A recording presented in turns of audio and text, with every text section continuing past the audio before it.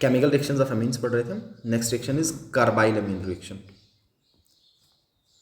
Carbyl अमीन reaction या carbylamine test भी होता है, ठीक है जी। अच्छा, इस पूरे अमीन चैप्टर में हमने 3 तरह के टेस्ट पढ़े, वो केमिकल रिएक्शन के अंडर भी आते हैं। पहला हिंसबर्ग पढ़ा, दूसरा वाला आ गया nitrous acid test, nitrous acid के साथ ट्रीट किया हमने, ठीक है। तीसरा आ गया कार्बाइल अमीन टेस्ट, कार्बाइल अमीन टेस्ट, ठीक है ना। इसको आइसोसाइनाइड टेस्ट भी पढ़ते हैं, आइसोसाइनाइड टेस्ट, ओके। अच्छा, ये टेस्ट यूज हो जाता है बेसिकली प्राइमरी अमीन्स को आइडेंटिफाई करने के लिए। अगर आपके पास एक मिक्सचर ऑफ अमीन्स है, उसमें से प्राइमरी कौन सा है, इस चीज़ को अगर आप आइडेंटिफाई करना चाह रहे हैं तुरंत, तो ये वाला टेस्ट आप यूज़ कर सकते हैं। सेकेंडरी और टर्शरी में अंतर करने के लिए यूज़ नहीं होता है, ये उन पे टेस्ट देता ही नहीं है, उन वालों के लिए नेगेटिव टेस्ट हो जाता है, ठीक है। और ये वाले जो आपके हैं, इन वालों में क्या हो जाएगा, पॉजिटिव टेस्ट। मैं इस तरीके से लिख लेता हूँ कि अगर आपके पास प्राइमरी अमीन होगा और सेकेंडरी अमीन और टर्शरी अमीन, इन वालों में कार्बाइल अमीन टेस्ट नहीं होता, नो टेस्ट, नेगेटिव टेस्ट देते हैं, ठीक है ना। मान लीजिए नेगेटिव टेस्ट, नेगेटिव टेस्ट, इनमें रिएक्शन नहीं होता। और ये वाला रिएक्ट करता है, ये वाला रिएक्ट करता है, और रिएक्ट करने के बाद क्या देता है, पॉजिटिव टेस्ट, तो हम आइडेंटिफाई कर सकते हैं। अच्छा, अब मज़े वाली बात ये है कि सर कहीं ना कहीं कल भी हमने देखा था कि कुछ ना कुछ ऑब्जर्वेशन होना चाहिए जिससे समझ में आए कि हाँ कोई चेंज आ रहा है, कुछ लग रहा है, कैसा था कि आइडेंटिफिकेशन हो सके, डिटेक्शन हो सके, कुछ कन्फर्मेशन हो सके। तो पॉजिटिव टेस्ट में कन्फर्मेशन आपको ये देखने को मिलेगा कि जब कभी भी कार्बाइल अमीन टेस्ट होगा, बेसिकली कार्बाइल अमीन बनता है, आइसोसाइनाइड बनता है, और आइसोसाइनाइड का एक गंदा सा स्मेल होता है, फॉल स्मेलिंग सबस्टांस, ठीक है ना, फॉल स्मेलिंग सबस्टांस, गंदा सा स्मेल इसका देखने को मिल जाएगा, it is fall smelling substance. और एकदम से जिस वाले से गंदी स्मेल आने लग गई बीकर से, समझ जाना उस वाले में प्राइमरी अमीन था, ठीक है। अच्छा, क्या किया जाता है इस रिएक्शन में, सर प्राइमरी अमीन कंसिडर किए जाते हैं, चाहे वो एलिफैटिक हो चाहे वो एरोमेटिक हो, ठीक है। मान लीजिए मैंने लिख लिया RNH2, ये आ गया आपके पास प्राइमरी। मैं लिख लेता हूँ एलिफैटिक प्लस, एलिफैटिक भी हो सकते हैं और एरोमेटिक भी, एलिफैटिक और एरोमेटिक, कुछ भी हो सकता है, ठीक है ना। अच्छा, इसको आपने ट्रीट करना, reagent is very important, reagent is very very important, ठीक है। और ये रिएजेंट एक बार और रिपीट होगा, आप आगे जब रिएक्शंस पढ़ेंगे ये सेम रिएजेंट एक बार और रिपीट हो जाएगा। सर रिएजेंट इज़ क्लोरोफॉर्म, आपको क्लोरोफॉर्म लेना है, और साथ साथ में आपको एल्कोहलिक सोल्यूशन ले लेना है, NaOH का या KOH का, ठीक है। We have to treat this with chloroform, that is CHCl3 plus साथ में इथेनोलिक KOH। अब रेशो याद रखना आपको, तो बहुत सिंपल तरीका बता रहा हूँ मैं, Cl3 है तो आपको कुछ नहीं करना है, यहाँ पे 3 टाइम ये याद रख लेना है, इस तरीके से, ये तरीके से आपको ध्यान में आ जाएगी कि यहाँ ऐसे चल रहा है। तो 3 टाइम Cl 3 टाइम KOH। अच्छा, यहाँ से रिएक्शन आपको देखने को मिलेगा और आपके पास फॉर्मेशन हो जाएगा आइसोसाइनाइड्स का। सर आइसोसाइनाइड इज RNC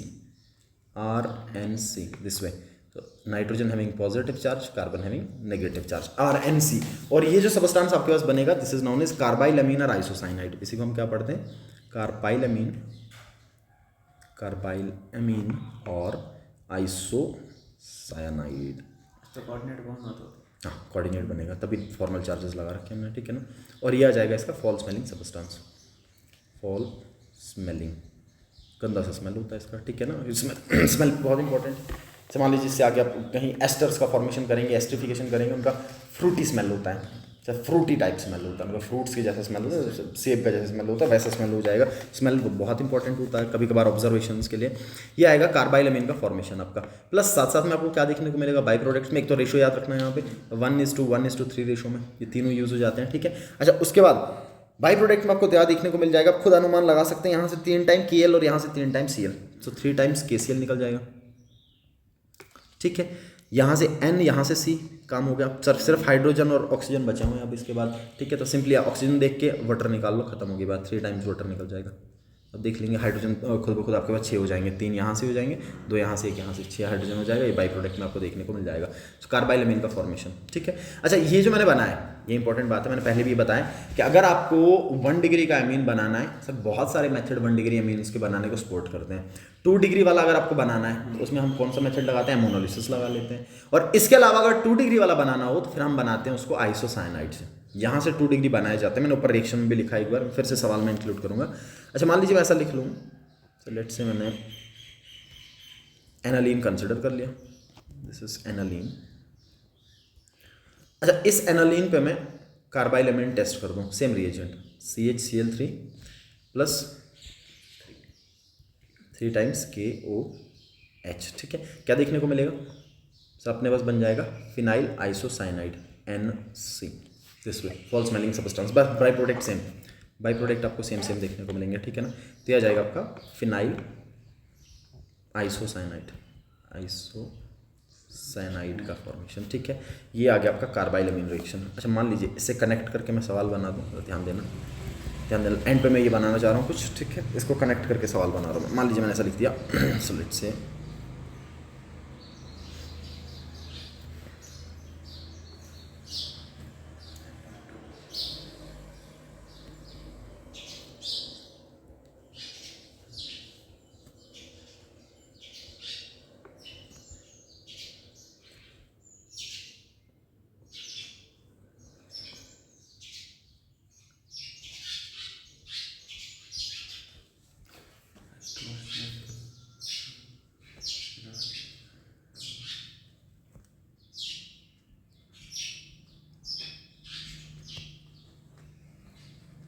ठीक है, कुछ इस तरीके से मैंने लिख दिया। अच्छा, जो गिवन सबस्ट्रेट आपके पास है वो नाइट्रो कंपाउंड है। आपको पता है नाइट्रो कंपाउंड पे जब H2PT लगाया जाए तो रिडक्शन हो जाएगा, और NO2 किस में आ जाएगा, NO2 आ जाएगा NH2 में, ठीक है। लेकिन मज़े वाली बात है कि साथ साथ में आपका डबल बॉन्ड भी है और आइसोलेटेड डबल बॉन्ड है, और अगर H2PT मिल रहा है और आइसोलेटेड डबल बॉन्ड मिल रहा है तो इसका भी रिडक्शन हो जाएगा, ठीक है। तो कुल मिला के डबल बॉन्ड भी रिड्यूस हो गया और साथ साथ में आपका NO2 ग्रुप भी रिड्यूस हो गया NH2 में, ठीक है। अच्छा सर, ये जो बना ये है आपका 1 डिग्री अमीन, 1 डिग्री अमीन्स का फॉर्मेशन हो गया, ठीक है ना। अच्छा, अब इस 1 डिग्री अमीन पे हमने करवा रखा कार्बाइल अमीन टेस्ट। सो पहला स्टेप रिडक्शन का, ये इंपॉर्टेंट है। कभी कभार क्या होता है ऊपर से कहानी लिख के दे देता है और आपको स्टेप पूछ लेते हैं। ज़्यादा PYQ देखा था हमने अल्काइल हैलाइड्स में, पहले वाले में सब देखा एलिमिनेशन, सब्स्टिट्यूशन, एडिशन, ऐसा रिएक्शन देखा था। सिमिलरली आपको स्टेप में रिएक्शन कौन सा हो रहा है ये भी पूछ सकते। पहले में रिडक्शन हुआ, दूसरे वाले में होगा कार्बाइल अमीन, कार्बाइल अमीन टेस्ट, कार्बाइल अमीन रिएक्शन, ठीक है ना। अच्छा, क्या देखने को मिलेगा कि सर ये जो NH2 ग्रुप है ये किस में कन्वर्ट हो जाएगा, NC में, सही है ना। फॉल स्मेलिंग सबस्टेंस ऐसा, और ये पहचान भी दे सकता है, बहुत इंपॉर्टेंट बात के ऊपर से कहानी लिखेगा सवाल में और फिर ऐसा बोलेगा कि A ने रिएक्ट किया किसी फलाने रिएजेंट के साथ, लिखेगा नहीं कि कुछ किसी ऐसे रिएजेंट के साथ कि जो B बना वो कुछ ऐसा था कि जिसका फॉल स्मेल था।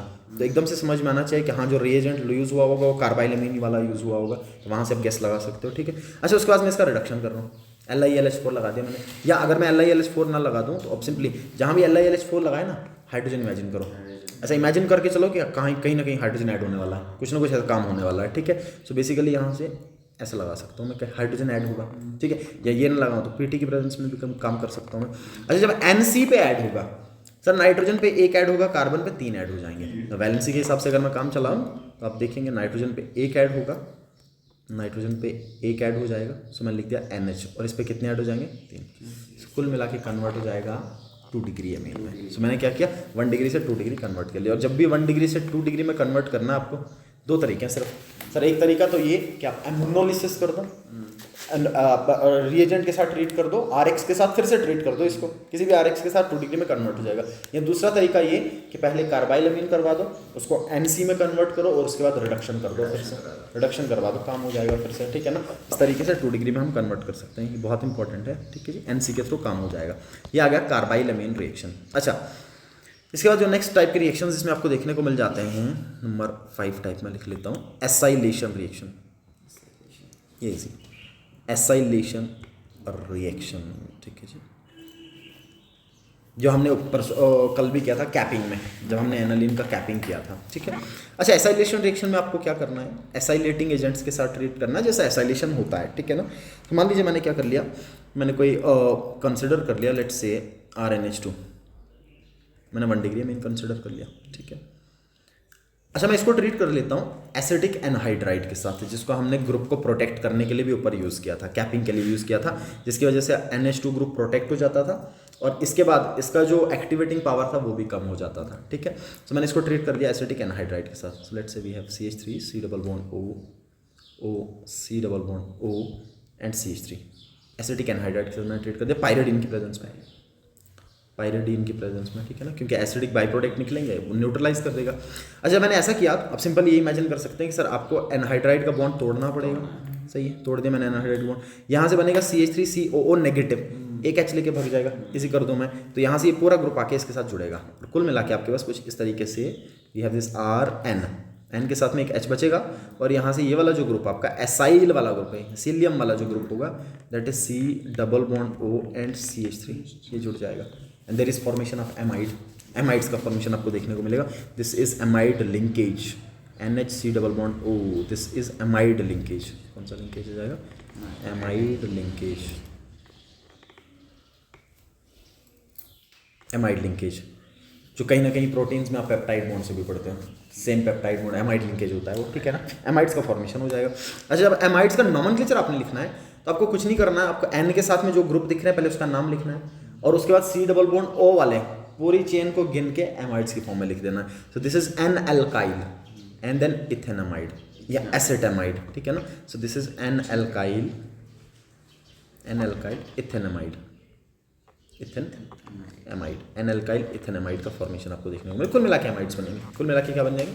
एमाइड्स बन जाएंगे। अच्छा मुझे बताइए, जो एमाइड्स बने, अभी बात को सोचना, क्या मैं इससे दोबारा अमीन बना सकता हूँ? हाँ बिल्कुल बना सकता हूँ। क्या करना पड़ेगा? दो तरीके हैं सर, या तो बीच वाला CO हटा दो, गायब कर दो इसको, या तो इसको रिड्यूस कर दो, सही है। या तो LiLH4 लगा देंगे, HBD करवा देंगे, काम हो जाएगा। तो वापस भी काम हो सकता है। ध्यान में रखना, हर चीज़ आपस में कनेक्टेड है, आपको बस ध्यान में आनी चाहिए बात कि कैसे कहाँ चल रहे हैं। अच्छा मान लीजिए मैं एग्जाम्पल लिख के चल रहा हूँ, सपोज कर लो मैंने ऐसा लिख दिया, let's say we have this way, this is propanamine और इसको मैंने ट्रीट कर दिया एसिटिक एनहाइड्राइड के साथ। So we have this CH3 CO twice O, मैं ऐसा लिख लेता हूँ, दोनों बातें सेम है, ठीक है ना। CH3 दो बार, CO दो बार और बीच में O। इसको लिखने का तरीका ये भी होता है, या इसको मैंने परसों एक और तरीके से भी लिखा था, AC2O, इस तरीके से भी लिखते हैं, एसिटिक एनहाइड्राइड, ठीक है। अच्छा क्या हो जाएगा सर? कुछ नहीं होगा, यहाँ से एसाइल वाला ये वाला पोर्शन, ये जो एक पोर्शन है इसको आके यहाँ पे बैठा देंगे हम, सिंपली बन जाएगा कुछ इस तरीके से आपका, ठीक है। And there will be C double bond O, अच्छा NH वाला ऐसे रखेंगे हम, ठीक है ना। This is NH, so this is NH और यहाँ से आ जाएगा C डबल बॉन्ड O और CH3, कुछ इस तरीके से आपको देखने को मिल जाएगा, ठीक है। अच्छा अगर मैं प्रोडक्ट का नाम लिख लूँ, चेन ध्यान से देखना, क्या चेन घटनी चाहिए, नाइट्रोजन के साथ में चेन कभी कभार क्या हो जाता है, बच्चा गलती कर लेता है और घट जाती है। अच्छा यहाँ पे 3 कार्बन थे, यहाँ पे भी 1 2 3 कार्बन है। So this is N propyl और उसके बाद इथेनामाइड या एसिटामाइड, एसिटामाइड, कुछ इस तरीके से। अच्छा सर सेम एसाइलेशन रिएक्शन मैं याद दिला दूँ आपको, इस एसाइलेशन रिएक्शन को करने का एक और तरीका भी होता है, एक और रिएजेंट आप इसमें यूज़ करते हैं। आप इसमें डायरेक्टली एसाइल हैलाइड्स का यूज़ करते हैं, एसिड हैलाइड्स का यूज़, जो आप जनरली फ्रेडल क्राफ्ट एसाइलेशन में करते हो। ध्यान देना, वो फ्रेडल क्राफ्ट एसाइलेशन या एसाइलेशन दोनों में अंतर है सर। वहाँ पे एनहाइड्रस ClCl3 कंपलसरी है, उसके बगैर काम नहीं होता, और यहाँ पे कोई एनहाइड्रस ClCl3 नहीं लगाया गया। This is simply acylation and that one is Friedel Crafts acylation. अगर AlCl3 लगाओ फिर फ्रेडल क्राफ्ट का नाम लेना पड़ता है, लेकिन अगर वो ना लगाओ तो फिर फ्रेडल क्राफ्ट का नाम नहीं लेना पड़ता, फिर एसाइलेशन। अच्छा मान लीजिए आपने AlCl3 लगाया, RX के साथ ट्रीट कर दिया, फिर फ्रेडल क्राफ्ट एल्काइलेशन। लेकिन अगर AlCl3 नहीं लगाया, एरोमेटिक ना हुआ, ये क्या ना हुआ, एरोमेटिक ना हुआ, फिर फ्रेडल का नाम नहीं लगता, फिर सिंपली एल्काइलेशन, फिर सिंपली आ जाएगा एल्काइलेशन। इसको करने का एक और तरीका, ठीक है, तो मैं लिख लेता हूँ यहाँ पे another reagent for acylation, that is acid halide। Acid halide का यूज़ भी हम कर सकते हैं, ठीक है ना। एसिड हैलाइड आ गया आपके पास RC double bond O and X, simply ये वाला जो आप यूज़ करते हैं जनरली, ठीक है ना। अच्छा क्या हो जाएगा इसमें, इस एसिड हैलाइड्स में मान लीजिए मैंने लिख लिया, फिर से ये आ गया सबस्ट्रेट NH2, ट्रीट कर दिया मैंने एसिड हैलाइड के साथ, that is we have this RC double bond O and X। ऐसी फॉर्म में नहीं मिलता, RCOX भी लिख लेगा, ध्यान में रख लीजिएगा, रिएक्शन समझ में आनी चाहिए। RCOX कभी कभार बच्चे को रिएजेंट नहीं घुसता दिमाग में, तो मान लो कहीं ये रिएक्शन में मिल जाए ना, उसको दिमाग काम करना बंद कर देता कि ये रिएजेंट था क्या, से मिला के लिख लिया कहीं पे RCOX, यही है जो दिख रहा है, ठीक है ना। तो एसिड हैलाइड होगा। अच्छा होगा क्या, यहाँ से एक H, यहाँ से X हट गया, वही ग्रुप जनरेट होगा जो वहाँ पे बन रहा था, यहाँ पे भी वही बनेगा, कोई और नई चीज़ नहीं बनेगी, एसिलियम ही बनेगा। यहाँ से ये वाला पोर्शन बनेगा, ये पोर्शन आके अटैक कर जाएगा, प्रोडक्ट कुल मिला के सेम होगा, बस रिएजेंट बदलेगा। यहाँ से ऐसे दिस विल बी NH और यहाँ से कौन सा ग्रुप आ गया, फिर से C double bond O and CH3, same product, that is N propyl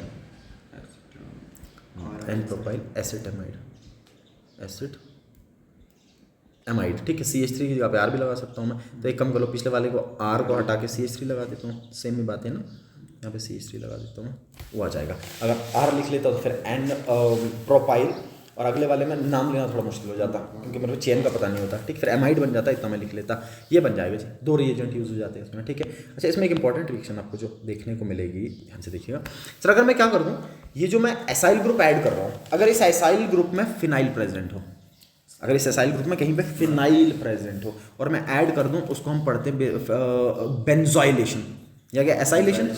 उसमें पर्टिकुलरली अगर फिनाइल ग्रुप प्रेजेंट हो, अगर आपको लग रहा है कि यहीं पे बेंजीन भी साथ में आ रहा है, तो उसको हम पढ़ लेंगे बेंजोइलेशन, ठीक है। So benzoylation, very important, benzoylation reaction same है, एसाइलेशन के अंदर ही आता है ये भी, ठीक है जी। मान लीजिए मैंने ऐसा लिख दिया, सबस्ट्रेट लिख दिया मैंने कुछ इस तरीके से, सेम NH2, ठीक है ना।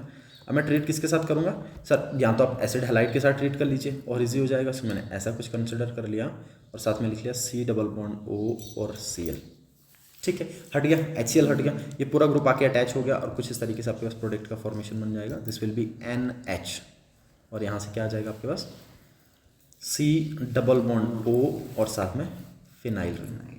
This is called benzoylation. जब आप ऊपर वाले में एसाइल ग्रुप ऐड हो रहा था, यहाँ पे बेंजोइल ग्रुप ऐड हो जाएगा, ठीक है ना। बेंजोइलेशन आपको देखने को मिल जाएगा और जो प्रोडक्ट आपके पास बनेगा, this is N propyl again, this is N propyl, N propyl, और अगले वाले में जब बेंजीन के साथ में C हो और उस पर कोई हाइड्रोजन ना हो तो इसको हम बेंज पढ़ते हैं। एक और नाम में एक और चीज़ बता रहा हूँ मैं, ध्यान में लिखिए, मैं लिख लेता हूँ फिर बताता हूँ। बेंज एमाइड, इसमें बता देता हूँ, इसको याद रखना, मैं डब्बे में लिख लेता हूँ, ठीक है सर। अगर ऐसा हो कि जिस बेंजीन के साथ आप बात कर रहे हो, अगर उस बेंजीन पे कोई कार्बन लगा हो और उस कार्बन पे 2 हाइड्रोजन हो, क्या हो, और कुछ साथ में लगा हो, कोई ग्रुप लगा लीजिए, कुछ भी लगा लीजिए, ठीक है ना। इसको हम पढ़ते हैं बेंजाइल। इस तरीके से अगर सिस्टम हो तो इसको हम क्या पढ़ लेते हैं, बेंजाइल। मान लो मैंने यहाँ पे Cl लगा दिया, आप पढ़ोगे बेंजाइल क्लोराइड, OH लगा लिया, बेंजाइल अल्कोहल। अगर मैंने यहाँ पे NH2 लगा लिया, बेंजाइल एमीन, ठीक है ना। तो बेंजाइल का मतलब बेंजीन के ऊपर जब कार्बन लगा हो उस पर कितने हाइड्रोजन होने चाहिए, 2, ठीक है। अच्छा, मान लीजिए कम कर देता हूँ, ऐसा लिख लेता हूँ कि कार्बन था, इस पर 1 हाइड्रोजन था और कोई 2 ग्रुप लगे हुए हैं, कुछ भी 2 ग्रुप हो सकते हैं, ठीक है ना। इस तरीके से अगर हो, इसको हम पढ़ते हैं बेंजो पढ़ लेते हैं इसको, बेंजो, ठीक है ना। बेंजो पढ़ लेंगे, क्या पढ़ लेंगे, बेंजो पढ़ लेंगे इसको हम, या इसको बेंजल भी पढ़ते हैं, डिपेंड करता है किस तरीके से सिस्टम आ रहा है। जैसे मान लीजिए मैंने COOH लिखा या CHO लिखा, ठीक है ना। अब इसको अगर स्पेसिफिक लिख लूँगा तो फिर बेंजोन लिखूँ, मैं बेंजल लिख लूँगा, देखना कैसे, बेंजल लिख लूँगा मैं, क्योंकि सर जो COH में लिखूंगा वो H कार्बन पे नहीं होता, वो H होता है ऑक्सीजन के साथ। जैसे मान लो मैंने CHO लिखा, वो कार्बन के साथ हाइड्रोजन होता है, फिर उस टाइम पे हाइड्रोजन आपको देखने को मिल जाता है, ठीक है ना। सी आ जाएगा बेंजल, क्या आ जाएगा, बेंजल। अच्छा, अगर ये हाइड्रोजन भी मैं गायब कर दूँ, जब मैंने हाइड्रोजन भी गायब कर दिया, फिर आएगा बेंज, फिर क्या आएगा, बेंज आ जाएगा। मैंने ऐसा लिख दिया, यहाँ पे कार्बन तो है लेकिन इस पर कोई हाइड्रोजन नहीं है, कुछ और होगा, तो फिर बेंज, हाँ मारुति बेंज, बेंज आ जाएगा, बेंज, ठीक है। फिर आ जाएगा बेंज, इस तरीके से भी हम लिख लेते हैं इनको, ठीक है। ये आ जाएगा जी आपका एसाइलेशन रिएक्शन। अच्छा, इसमें एक और इंपॉर्टेंट बात है, एक और इंपॉर्टेंट बात मैं लिख लेता हूँ। इसी बेंजोइलेशन रिएक्शन में, एसाइलेशन रिएक्शन में एक नाम से रिएक्शन आ जाता है, पर्टिकुलरली ऐसा मान के चलो कि सेम ही है, एसाइलेशन ही है, बस कुछ कंडीशंस में, कुछ पर्टिकुलर केसेस में ऐसा लिखवाया जाता है और इसको हम पढ़ते हैं Schotten Baumann reaction, Schotten Baumann reaction, CAUMAN, Schotten Baumann reaction. Acylation ही है, ऐसा कुछ अलग नहीं है, एसाइलेशन ही है, ठीक है ना। बस एसाइलेशन करना है आपको एनालिन का, किसका, एनालिन का एसाइलेशन करना। और अब ऐसा मान के चलो मैं इजी कर दूं तो आप ऐसा याद रख लो, बेंजोइलेशन ऑफ एनालिन, और इजी कर देता हूँ मैं, बेंजोइलेशन ऑफ एनालिन, नॉट सिर्फ एनालिन, ऐसे ध्यान में रखना, सिर्फ एनालिन नहीं सर, अल्कोहल्स भी होते हैं और बहुत सारे और भी सबस्ट्रेट यूज किया जाता है, लेकिन पर्टिकुलरली हम एनालिन पढ़ रहे हैं तो एनालिन में। अदरवाइज यही रिएक्शन कहीं और भी आ जाएगा, किसी और नाम से भी आ जाएगा, बिल्कुल एसाइलेशन की जाएगी लेकिन सबस्ट्रेट बदलेगा, बाकी कोई दिक्कत नहीं है, ठीक है। सो मैंने लिख दिया एनालिन, ये आ गया अपने पास एनालिन NH2, और ट्रीट किसके साथ कर लिया मैंने सर, ट्रीट कर लिया मैंने, बेंजोइल लाना है तो बेंजोइल हैलाइड के साथ, that is C double bond O and Cl। This reaction takes place in dil NaOH, dilute NaOH, ठीक है, बेस में बेस में रिएक्शन कर रहा हूँ, डिल NaOH डाइल्यूट NaOH में रिएक्शन हो जाएगा, ठीक है ना। अच्छा यहाँ से H और यहाँ से Cl हटेगा, सेम कहानी जो चल रही थी वही होगी कुछ इस तरीके से, एंड वी हैव NH और यहाँ से क्या आ जाएगा C डबल बॉन्ड O और साथ में phenyl. This is N phenyl benzamide, ठीक है ना, this is N phenyl benzamide. N phenyl benzamide का फॉर्मेशन आपको देखने को मिल जाएगा प्रोडक्ट में, ठीक है। ये आ जाएगा आपका Schotten Baumann reaction. Schotten Baumann reaction is इतना कोई डिफिकल्टी वाली बात नहीं है, एसाइलेशन रिएक्शंस इनमें हल्के हल्के रिएक्शंस, इसमें कोई मसला नहीं है, ठीक है। अच्छा इसके बाद इसमें एक इंपॉर्टेंट टॉपिक मैं माइंड पे पढ़ा दूंगा, that is basicity of amines. एक साथ कवर करवा दूंगा मैं दोनों का, बेसिस बहुत इंपॉर्टेंट टॉपिक है बेसिसिटी ऑफ एमीन्स पे, ठीक है जी। अच्छा इसके बाद मैं लिख लेता हूँ जो नेक्स्ट टाइप का सब यूनिट आपको देखने को मिल जाएगा वो है आपका बेंजीन डायज़ोनियम सॉल्ट्स का। So we have benzene diazonium salts, benzene diazonium salts का, ठीक है।